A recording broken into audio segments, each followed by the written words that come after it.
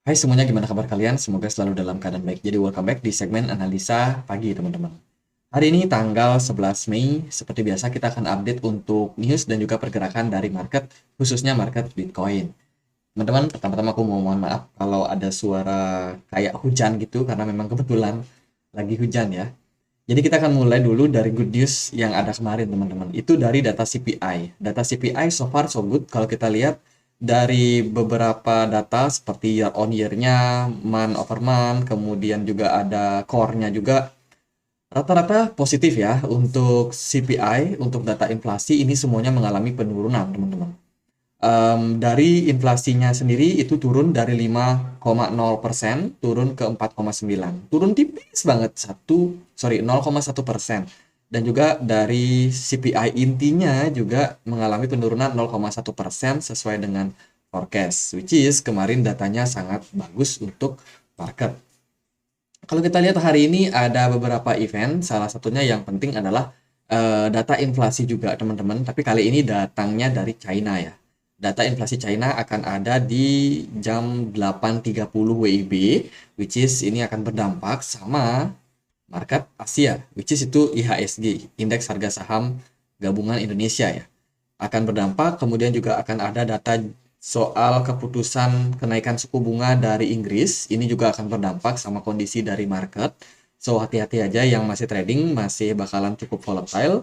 Kemudian dari Amerika Serikat akan ada data PPI, teman-teman. Data PPI ini juga sangatlah penting untuk kita ketahui karena data PPI sendiri adalah data soal inflasi jika dilihat dari outlook produsen. Ini akan sangat berdampak sama pergerakan dari market. Ya, itu beberapa data yang mungkin kita akan dapatin. Ada juga klaim pengangguran awal. Wow, masih belum selesai nih. Market kemungkinan masih akan sangat volatile. Kemudian juga Christopher Waller bakalan pidato, teman-teman. Perwakilan dari The Fed. Jadi itu beberapa data yang mungkin akan sangat berdampak sama market. Hari ini masih belum aman. Jadi hari Kamis, teman-teman, kita akan langsung masuk ke beberapa news yang ada di market ya. Yang pertama ada jumlah pasukan Ethereum di exchange merosot dalam 6 bulan terakhir. Wah, ada apa nih? Kenapa Ethereum di dalam exchange malah merosot? Jadi kalau kita perhatikan dari data Ethereum Health, artinya Ethereum Hold di exchange, itu dalam 6 bulan terakhir mengalami penurunan. Tapi bagaimana bisa? Tidak ada yang tahu. Kalaupun custody in the future, tidak ada yang tahu pasti apa yang sedang terjadi sama balance dari Ethereum ini. Pemegang Ethereum cenderung menahan asetnya, which is ini adalah sebuah data dari Glassnode. Ini akan sangat-sangat baik ya. Ini perihal soal Shanghai kemarin, event dari Shanghai Hard Fork Ethereum ya, di mana ternyata banyak juga orang yang akhirnya melakukan withdrawing. Padahal katanya ada yang belum untung, ada yang apa, banyak yang withdraw, tapi sebagian besar justru masih dalam posisi staking. Lock, teman-teman, masih di staking, bayangin.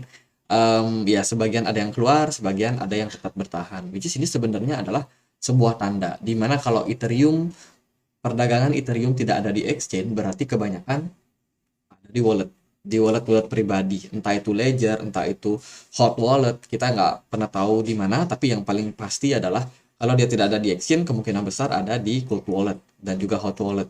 Itu artinya banyak investor-investor yang lagi menahan Ethereum mereka di wallet itu, dan juga ini akan mengurangi yang namanya likuidasi. Mengurangi likuidasi itu sangat positif buat kedepannya karena yang banjir di market nggak terlalu banyak, which is ini akan meningkatkan kemungkinan Ethereum agak bergerak strong, teman-teman, karena likuidasinya yang cenderung kecil. Ini mirip aja kok seperti fitur burn ya, dimana kalau burn kan dia masuk benar-benar ke wallet yang tidak bisa diakses, tapi dengan posisi yang investor menahan Ethereum, koin it ya, itu berarti mereka menahan posisi mereka di wallet masing-masing. Jadi di wallet yang masih bisa diakses dan mereka bisa jual ya kapanpun, teman-teman. Tentunya pasti nunggu harganya naik dulu.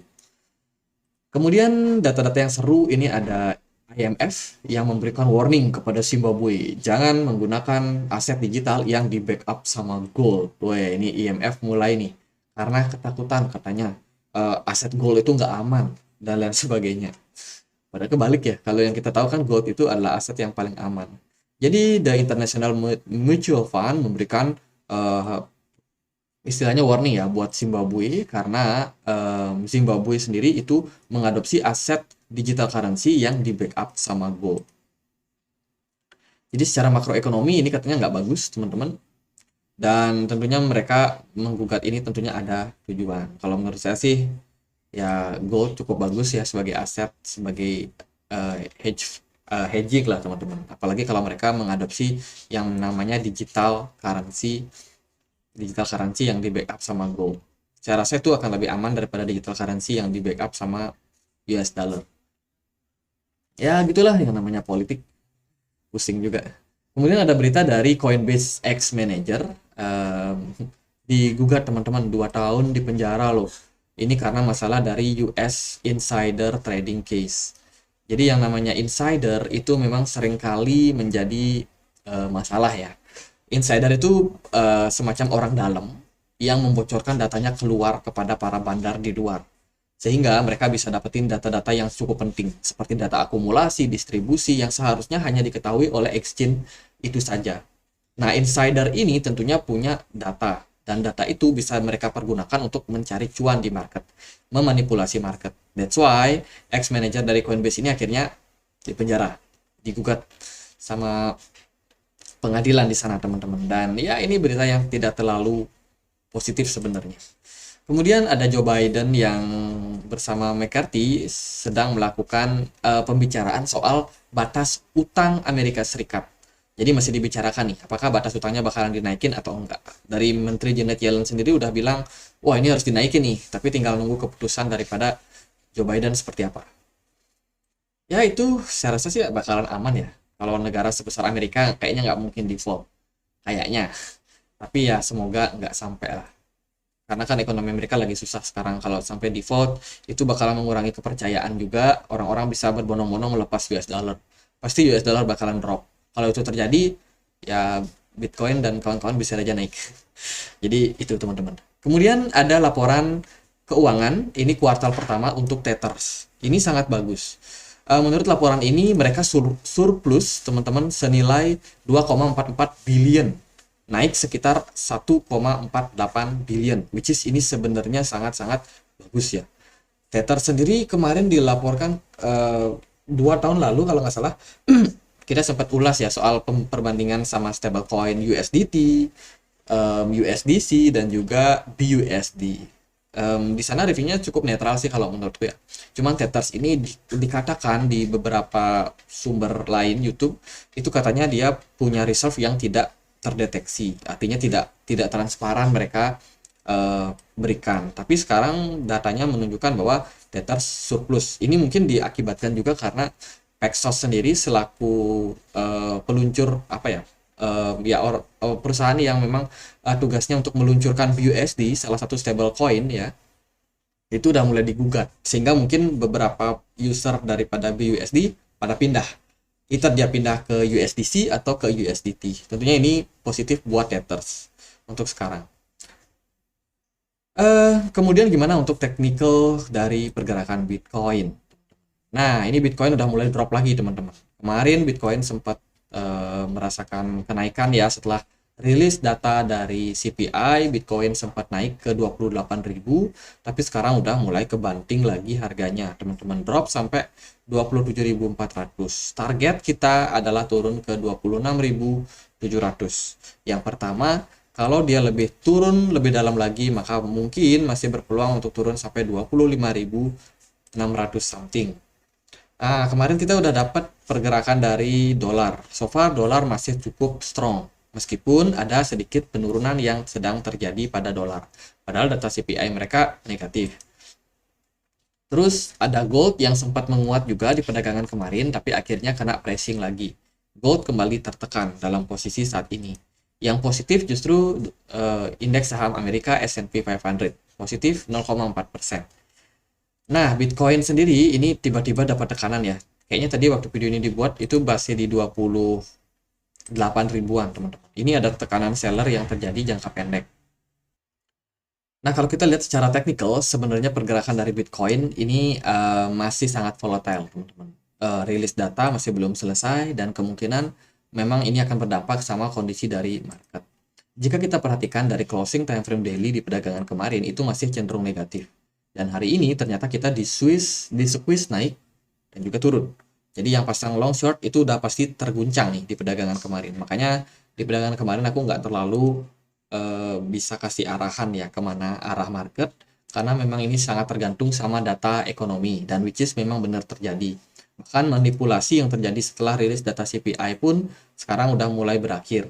Bitcoin kembali dapat pricing turun teman-teman, dan target kita tadi kita udah spill ya ke 26.600 untuk jangka waktu pendek. Jadi so far dalam posisi ini saya rasa poinnya masih dalam posisi bearish. Dari MACD sendiri masih merah. Kemudian volume perdagangannya pun juga agak tinggi dengan volume smart money yang masih cenderung turun. Jadi kemungkinannya Bitcoin masih dalam tahap korektif. Sementara dari posisi MACD di time frame 4 jam ini udah mulai golden cross, sempat golden cross dan membuat pergerakan Bitcoin sedikit naik. Tapi secara teknikal pergerakan Bitcoin ini ternyata gagal untuk menembus level symmetrical triangle ini. Jadi kan ini adalah level resistance ya teman-teman. Di sini ada resistance. Setelah Bitcoin drop kemarin dia turun bertahan. Kemudian dia sempat ngetes resistance di kisaran 28.200. Ternyata di sana banyak seller yang jualan teman-teman. Bitcoin droplah lagi turun ke 27.500 kembali di harga saat ini, which is artinya kita masih dalam tekanan seller. Kalau menurut saya sih dengan posisi ini ya kuat-kuatan buyer sama seller aja. Kalau sellernya ternyata lebih kuat ya siap-siap aja Bitcoin punya potensi buat balik turun lagi ke 26.600. Jadi teman-teman yang mau akumulasi level tersebut akan sangat-sangat menarik untuk kita perhatikan. Mungkin jangka pendek ya gitu buat Bitcoin, sementara kita akan dapat data PPI buat hari ini ya, indeks harga produsen ini akan sangat penting buat market. Jadi kalau menurut saya masih harus hati-hati, semua belum berakhir. Market bisa aja ditendang balik naik ke atas dan juga di squeeze lagi ke bawah, kita nggak pernah tahu, karena data-data ini cukup penting untuk kita perhatikan buat hari ini. Jadi ya gitu aja analisa kali ini buat Bitcoin, semoga bisa bermanfaat. Dan akhir kata saya Andre, makasih.